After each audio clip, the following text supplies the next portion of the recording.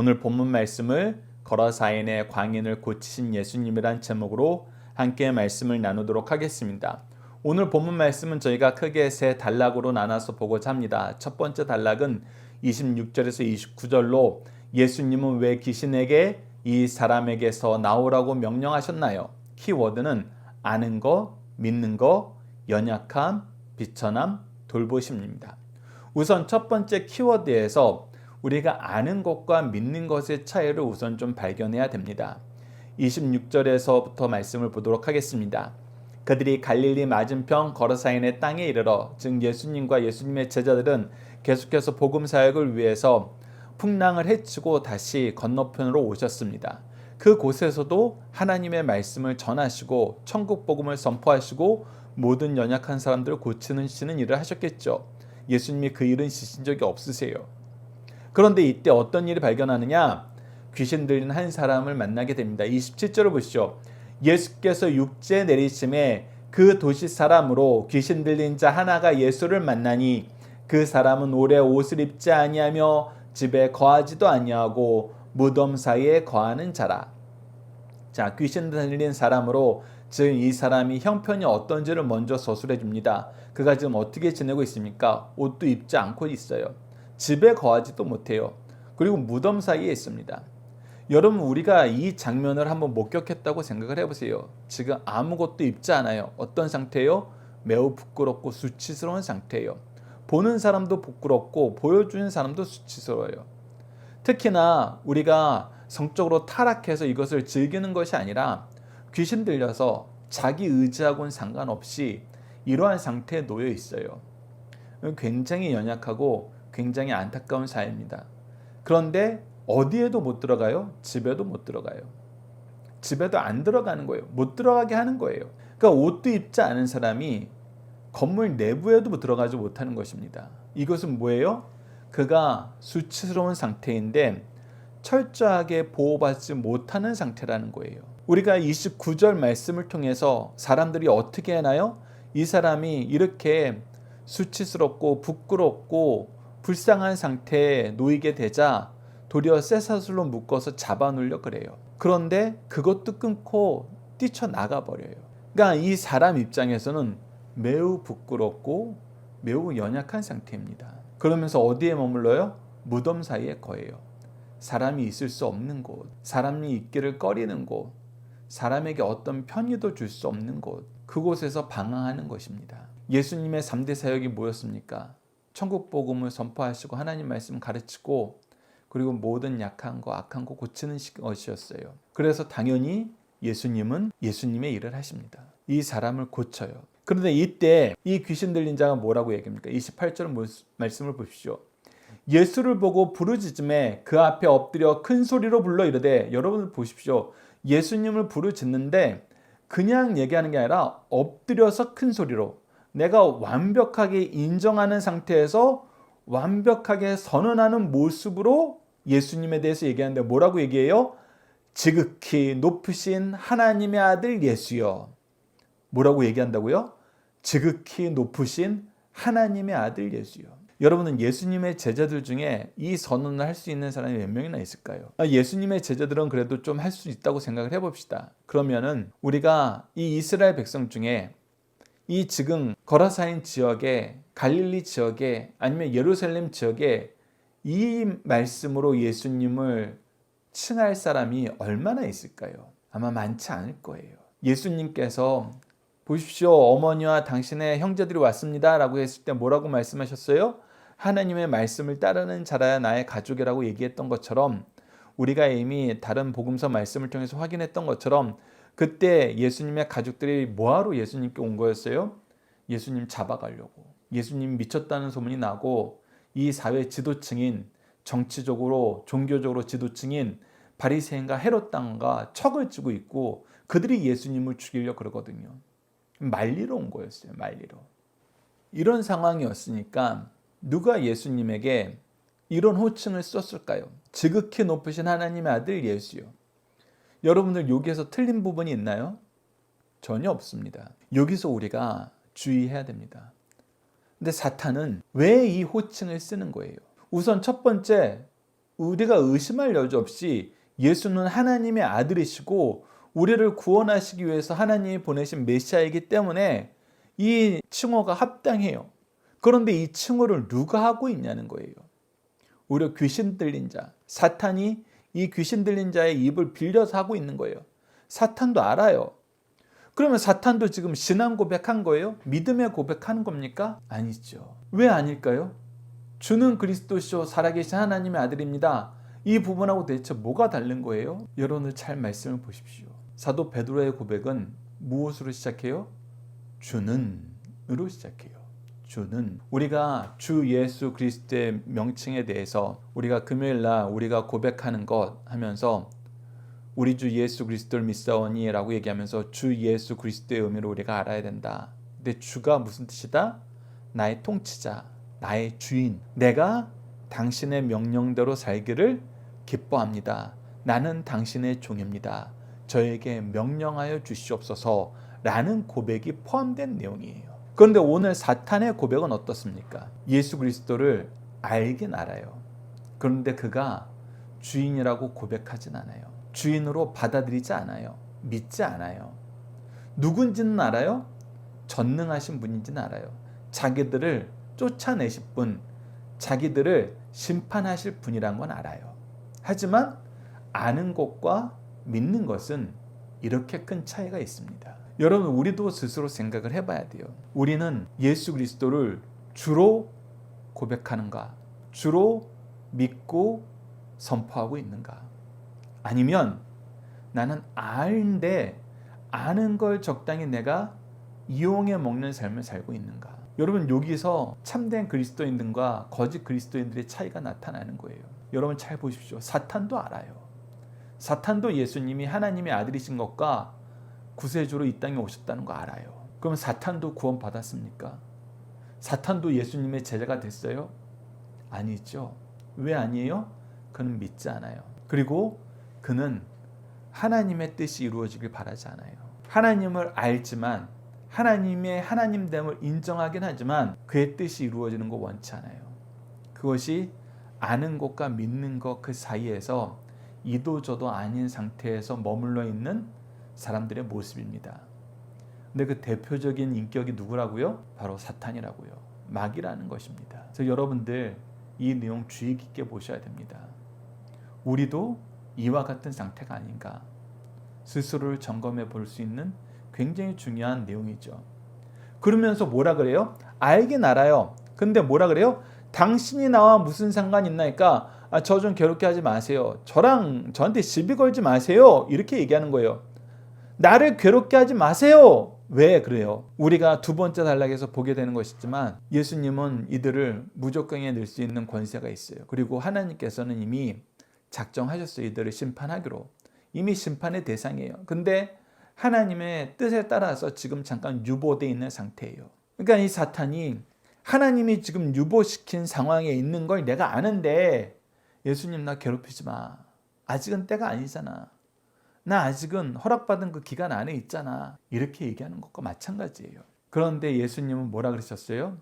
이는 예수께서 이미 더러운 귀신을 명하사 그 사람에게서 나오라. 나와라. 너희들이 아직 심판의 때가 아닌 건 내가 인정. 하지만 내 백성을 너희들이 괴롭히는 것은 내가 용납할 수 없다. 내 백성을 괴롭히는 것은 용납할 수 없다. 예수님께서 이미 분명하게 선언하신 것입니다. 예수님은 왜 귀신에게 이 사람에게서 나오라고 명령하셨나요? 첫 번째, 이 사람의 연약함과 비천함을 알고 계셔서 돌보시는 거예요. 그리고 이 사람을 뭐 삼아주시길 원해요? 하나님의 백성, 예수 그리스도의 제자 삼아주길 기뻐하시는 거예요. 이 일을 위해서 예수님께서는 지금도 일하고 계신다는 것입니다. 우리가 함께 묵상할 말씀을 보도록 하겠습니다. 고린도전서 12장 3절을 보시죠. 그러므로 내가 너희에게 알리노니 하나님의 영으로 말하는 자는 누구든지 예수를 저주할 자라 하지 아니하고 또 성령으로 아니하고는 누구든지 예수를 주시라 할 수 없느니라. 여러분들 금요 기도에 우리가 고백하는 거, 이 설교를 여러분들 들어보신 분들, 참여하신 분들 아시겠지만 우리가 성부께서 구원을 계획하시고 성자께서 구원을 성취하시고 성령께서 구원을 적용시켜 주십니다 라고 했을 때 대표 성경 구절을 한 절씩 소개시켜 드렸어요. 첫 번째, 창조주 하나님께서 구원을 계획하신다는 우리가 어려서부터 가장 많이 암송했던 창세기 1장 1절 태초에 하나님이 천지를 창조하시는 날 들었고, 예수님께서 구원을 성취하신다는 요한복음 3장 16절을 통해서 하나님이 세상을 이처럼 사랑하사 독생자를 주셨으니 이는 그를 믿는 자마다 멸망하지 않고 영생을 얻게 하려 하심이라는 이 성취를 예수 그리스도를 통해서 이루신다는 걸 우리에게 보게 하고, 바로 이 성령께서 구원을 적용시키자 주신다는 말씀에 대한 암송 구절이 바로 고린도전서 12장 3절입니다. 성령으로 말미암지 않고는 우리가 주를 시인할 수 없어요. 성령으로 말미암은 사람은 주를 부인할 수 없어요. 순종하게 돼요. 따르게 돼요. 기뻐하게 돼요. 그래서 우리가 사탄의 역사인가 그리스도의 역사인가는 분명하게 드러납니다. 우리가 교회나 가정에서 예수님께서 가라사대 예수님께서 이런 일을 하셨어요. 예수 그리스도의 십자가와 그의 고난의 놀라운 은혜를 여러분들 잊지 마셔야 됩니다. 이런 설교할 때는 막 졸려요. 막 재미없어요. 그런데 여러분이 복받는 길은, 여러분들이 지금 기도하는 모든 것이 이루어지는 길은 바로 이런 겁니다 하면은 다 깨요. 그렇다면 우리가 우리의 반응을 통해서도 보게 되는 거예요. 우리는 예수 그리스도를 믿고 있는가, 알고 있는가, 신뢰하고 의지하고 있는가, 이용하고 있는가. 항상 이 두 가지 간극 사이에서 우리는 왔다 갔다 하게 돼 있습니다. 왜? 우리는 여전히 연약한 존재이기 때문에. 그래서 성경에서는 그러지 말라고 항상 무엇을 강조해요? 말씀과 기도로 깨어 있으라. 성령의 인도하심을 받아라. 계속해서 봅시다. 마태복음 6장 9절로 10절입니다. 그러므로 너희는 이렇게 기도하라. 하늘에 계신 우리 아버지여, 이름을 거룩히 여김을 받으시오며 나라가 임하시며 뜻이 하늘에서 이루어진 것 같이 땅에서도 이루어지이다. 즉 우리가 예수 그리스도를 믿는다는 것은 하나님 아버지를 내가 의지하면서 믿으면서 신뢰하면서 그의 이름과 그의 거룩함과 그의 나라가 이 땅에 이루어지는 것, 그의 뜻이 성취되는 것을 위해서 내가 쓰임받는 삶을 기뻐하는 것, 그것이 바로 믿는 사람들의 삶의 태도이고 믿는 사람들의 삶의 목적이란 것입니다. 누가복음 1장 48절을 보시죠. 그의 여종의 비천함을 돌보셨습니다. 보라, 이제 후로는 만세로 나를 복이 있다 일컬으리라. 하나님께서 쓰시겠다 할 때, 네 감사합니다 아멘 할 때, 그때 믿음의 열매가 나타나는 겁니다. 믿음의 역사가 나타나는 거예요. 요한 1서 3장 8절을 보시죠. 죄를 짓는 자는 마귀에게 속하나니 마귀는 처음부터 범죄함이라. 하나님의 아들이 나타나신 것은 마귀의 일을 멸하려 하십니다. 예수님은 마귀의 일을 멸하시고 이 범죄에서 우리를 자유하게 하시기 위해서 이 땅에 오셨다는 거예요. 그래서 예수님은 이 일을 위해서는 언제든지 어느 때든지 그의 시간을, 그의 사랑의 수고를 전혀 아까워하지 않으신다는 겁니다.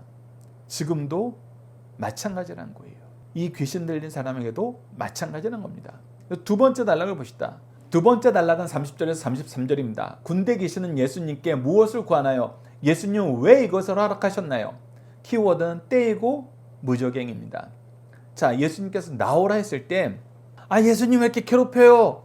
아직은 아니잖아요 라고 얘기하면서 무엇을 부탁합니까? 30절에서 32절 한번 쭉 봅시다. 예수께서 내 이름이 무엇이냐 물으신즉 이르되 군대라 하니 이는 많은 귀신이 들렸습니다. 무적행으로 들어가라 하지 마시기를 간구하더니. 왜 이 무적행으로 들어가는 것을 명하지 말라고 부탁합니까? 무적행이 어떤 곳이기 때문에, 그들이 심판받는 장소이기 때문에. 그래서 여러분들 잘 기억하십시오. 우리가 함께 묵상할 말씀 잠깐 먼저 보도록 하겠습니다. 계시록 20장 10절 말씀 보십시오. 또 그들을 미혹하는 마귀가 불과 유황못에 던져지니 거기는 그 짐승과 거짓 선지자도 있어 세세토록 밤낮 괴로움을 받으리라. 즉 무적행은, 지옥은 사탄이 지배하는 사탄의 나라가 아니에요. 여러분, 이거는 세상 다른 종교에서, 다른 이야기에서, 다른 사상에서 만들어낸 거예요. 성경은 무엇이라고 얘기하냐면 그곳은 그들이 심판받을 곳이에요. 심판의 장소예요. 그래서 모든 세상을 하나님이 통치하시는 게 맞아요. 참과 거짓을 명확하게 구분하시는 하나님께서 믿는 자들은 선한 부활을 통해서 천국으로, 영생으로, 믿지 아니한 자들은 심판의 부활을 통해서 영벌로, 지옥으로 보내신다는 우리가 이미 알고 있습니다. 그러니까 이 사탄들이 아직은 때가 아니니까 제발 보내지 말라는 거예요. 아직은 때가 아닌 거 자기네들이 안다는 거예요. 예수님께서 다시 오실 때는 아무도 모르지만 사탄들이 지금은 이 얘기할 수 있는 확실한 근거가 있습니다. 그것이 무엇이죠? 정부께서 구원을 계획하셨는데 아직 성자께서 이 구원을 성취하지 못하셨어요. 아직 안 하셨어요. 그러니까 지금은 아니라는 거예요. 지금은. 앞으로는 어떻게 될지 모르지만 오늘은 아니잖아요. 예수님. 하나님의 아들이시여 예수여 지금은 아니잖아요. 라고 항변을 하는 거예요. 이 또한 우리가 예수님께서 광야에서 시험 받으실 때 말씀으로 물리치시다 말씀으로 유익한 것처럼 자기네들도 할 말이 있다는 거예요. 아직 하나님의 뜻대가 아닌 거 내가 알아요 라고 항변하는 거예요. 그런데 그 얘기를 예수님께서 받아들이십니다. 왜 받아들이셨을까요? 왜 받아들이셨을까요? 앞서 이 사람이 어떤 상태에 놓여 있었습니까? 우리가 29절 가로 안에 말씀을 보면 그 사람이 어떤 상태에 있어요? 귀신이 가끔 그 사람을 붙잡음으로 그를 쇠사슬과 고량에 메어 지키되 그 맨 것을 끊고 귀신이 몰려 광야로 나갔더라. 그러니까 이 사람이 귀신에 의해서 너무나 비참한 상태에 있는 것입니다. 계속 이 귀신의 조정을 받고 사는 거예요. 자유함이 없는 거예요. 우리가 죄악 세상에 살 때 모습은 이 거라사의 광인과 별로 다를 바 없어요. 우리가 스스로 우리의 의사를 표출하지 못해요. 관철시키지 못해요. 끌려가는 거예요. 다른 주권자들에 끌려갑니다. 그래서 때로는 주일날 교회도 못 나오잖아요. 얼마나 많은 주권자들이 우리를 자기가 원하는 곳으로 보내려고 그래요. 그래서 우리가 하나님이 원하는 날, 하나님이 원하는 시간에, 하나님이 원하는 장소에, 하나님이 원하는 천국 잔치에 참여를 못해요. 하나님 입장에서는 이것보다 불쌍한 게 없는 거예요. 이것보다 안타까운 게 없는 겁니다. 그런데 이 귀신이 마지막까지 발악을 할 수도 있는 거예요. 마지막까지 이 사람의 육체를, 영혼을 피폐시킬 수 있는 거예요. 물론 예수님이 막으시겠죠. 허락하지 않으시겠죠. 그걸 아니까 이 사탄도, 군대로 불리우는 이 사탄도 다른 제안을 하는 겁니다. 제가 지금 얌전히 떠나겠습니다. 대신 우리를 저 돼지떼 속에 들어가게 하소서. 돼지떼 속에 들어가게 하소서. 이거는 사실 사탄이 굉장히 교묘한 짓을 하는 것입니다. 그 교묘한 짓에 대해서는 우리가 세 번째 단락에서 보도록 하겠습니다. 그런데 예수님은 어떻게 하세요? 허락하세요. 왜? 이 영혼을 불쌍히 여기시기 때문에. 이 영혼의 구원의 때를 지금으로 삼으셨기 때문에.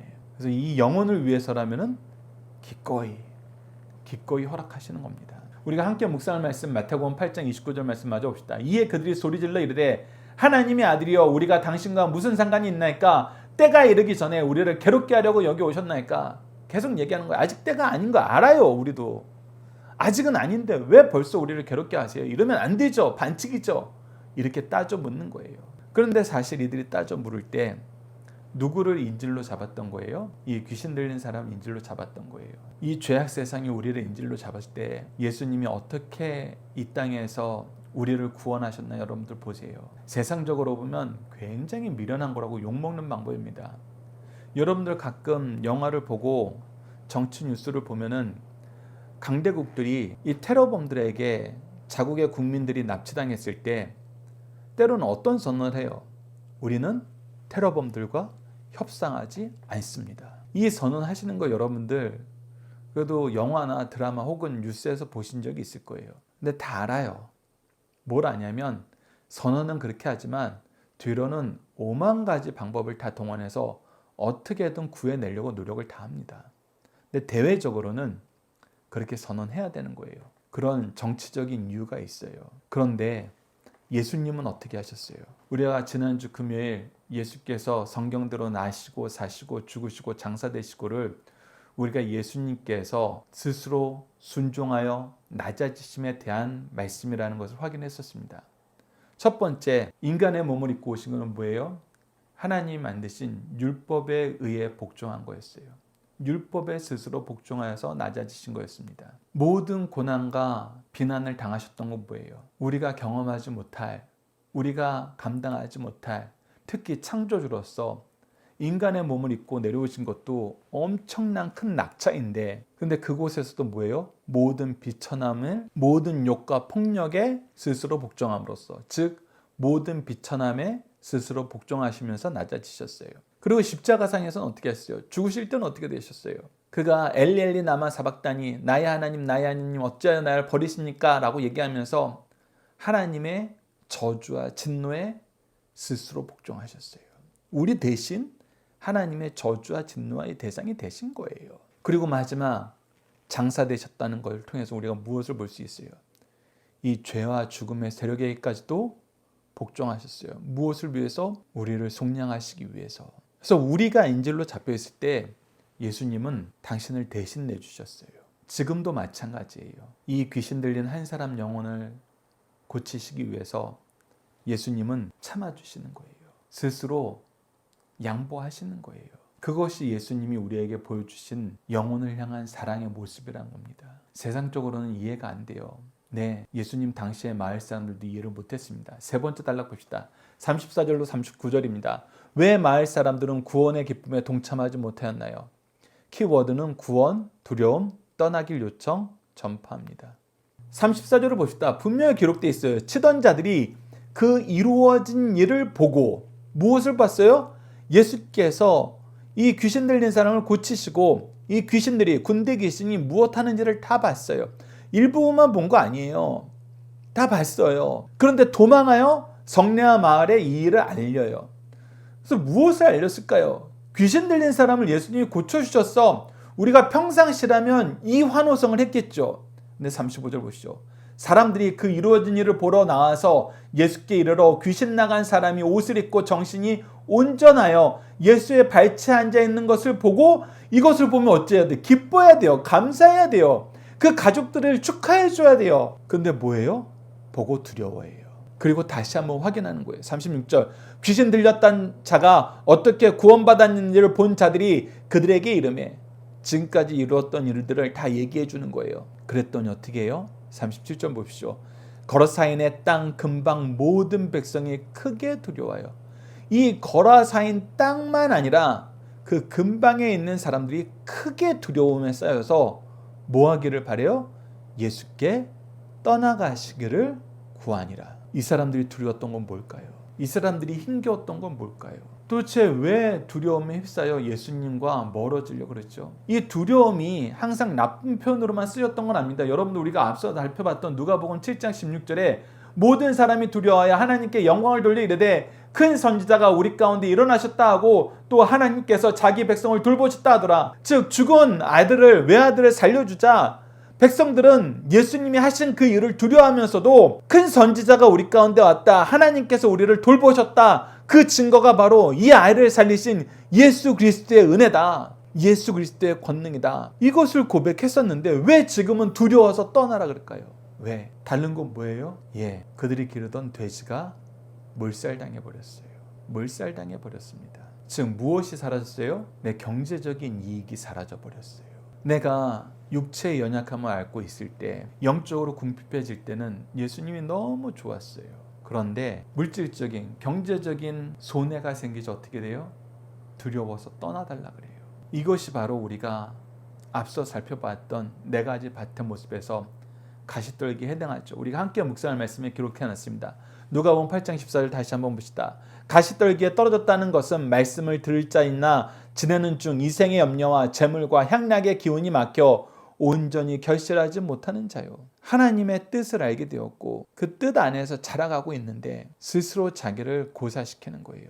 세상 염려로 이 하나님의 은혜를 감싸버리는 거예요.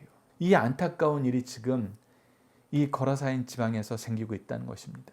그런데 어쩌다 이렇게 됐어요.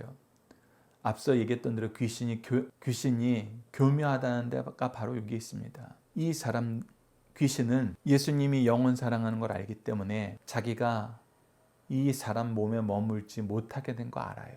그런데 사탄은 무엇을 제일 싫어해요? 사람들이 예수 그리스도와 가까워지는 거, 예수 그리스도를 알게 되는 거, 예수 그리스도를 인정하게 되는 거, 예수 그리스도를 의지하게 되는 거, 예수 그리스도를 고백하는 거, 예수 그리스도를 선포하는 거 싫어해요. 그래서 예수님을 증태양년에 그래서 예수님을 다시 시험한 겁니다. 얘 한 명 살릴래요? 이 지방에 있는 사람들 살리실래요? 얘 한 명 저한테 넘기시면 나머지 애들한테는 말씀 전하는 거 제가 가만히 보고 있을게요. 아니면 이 사람들 예수님 못 믿게 만들 수 있습니다. 사실 그가 겸손하게 얘기했지만 부탁한다고 얘기했지만 그 형식 그 태도만 달라졌을 뿐 예수님이 광야에서 시험 받으실 때 내용이랑은 전혀 차이가 없어요. 뭐라고 생각하는 거예요?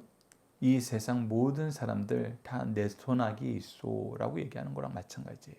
제가 방해하면 예수님도 안 될 거예요? 라고 얘기하는 거예요. 그러나 여러분, 그 생각은 틀렸습니다. 그 생각은 틀렸어요. 예수 그리스도의 복음의 역사는 멈춰지지 않습니다. 그리고 하나님께서는 분명히 말씀하셨어요. 믿기로 작정된 자는 다 믿게 됐다는 걸 우리가 사도행전을 통해서 확인했습니다. 그래서 오늘 본문 말씀도 그 내용이 어떻게 이어졌는지를 보여줘요. 사람들은 떠나가 달라고 부탁을 해요. 그런데 38절을 보십시오.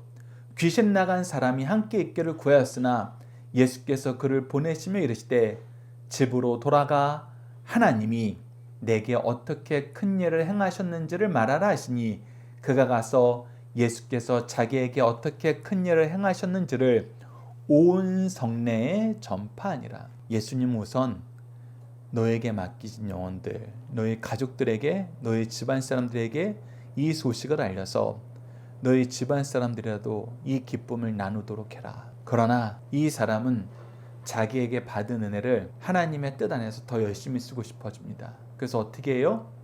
예수님을 거부했던 이 성읍 사람들에게 더욱더 열심히, 더욱더 힘차게 예수 그리스도께서 자기를 어떻게 구원하셨는지, 예수 그리스도가 어떤 분이신지 온 성내에 전파하는 삶을 삽니다. 여러분들, 예수님은 아직 우리 포기하지 않으셨어요. 우리가 우리에게 유익이 되지 않는다고, 우리에게 해가 된다고 거절했던 모든 하나님과의 관계에서 이루어지는 일들, 하나님은 이거 회복하시길 원합니다. 하나님의 백성으로 사시길 원해요. 그리고 이를 위해서 먼저 일하시고 함께 동역하면서 능력 주시고 결과를 책임져 주십니다. 여러분, 이 내용을 기억하시면서 함께 묵상할 말씀 마저 보고 중심 사상을 보도록 하겠습니다. 누가복음 7장 30절, 앞서 7장 16절과 8장 14절을 봤기 때문에 7장 30절을 마저 봅시다.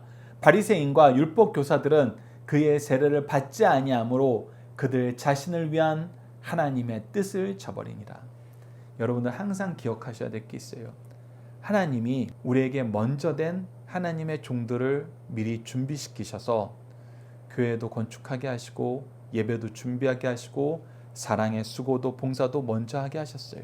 그러면 그들은 누구라고 우리가 믿어야 되냐면, 누구로, 어떤 존재로 받아들여야 되냐면, 하나님이 나를 위해서, 나를 축복하시기 위해서, 나에게 하나님의 뜻을 알게 하시기 위해서 하나님이 준비하신 나의 은혜의 통로다, 축복의 통로다. 이걸 여러분들이 인정하셔야 돼요. 그렇지 않으면 하나님의 뜻을 저버리는 삶을 삽니다.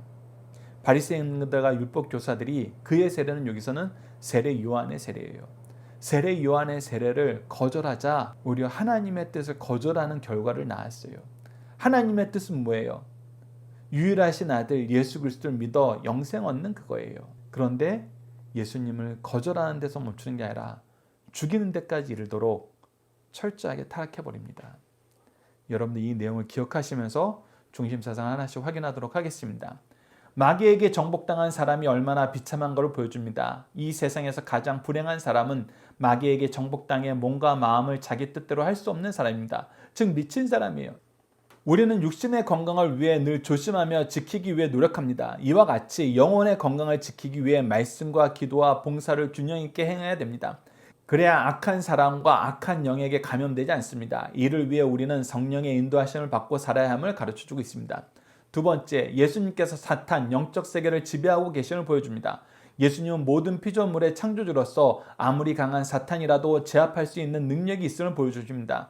또 악한 영들을 통제하심을 볼 때 우리 성도들이 아무리 악한 영들의 공격을 받게 되더라도 주님께서 보호하시니 염려할 것 없다는 것을 우리에게 가르쳐줍니다. 이제부터 십자군으로서 정정당당히 싸워 승리할 것을 보여주신 말씀입니다. 마지막 세 번째입니다.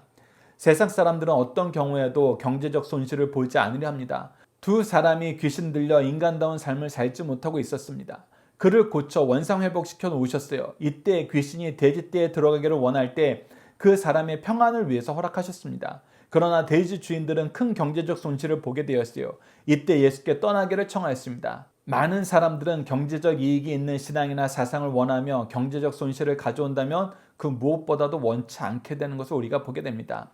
우리가 자녀들과 함께하는 기도 훈련 내용을 통해서 함께 기도하시도록 하겠습니다. 구원의 은혜를 베풀어 주시는 하나님, 이 세상 그 무엇보다 우리의 생명을 구원을 소중히 여겨주심을 감사합니다.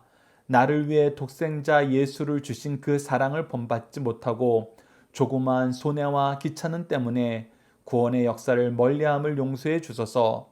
주님의 마음을 본받아 구원의 은총을 나누는 것을 가장 기뻐하게 하시고 우리에게 주신 시간과 재능과 물질을 구원을 위해 주신 것으로 알고 주님의 뜻대로 사용하도록 도와주소서.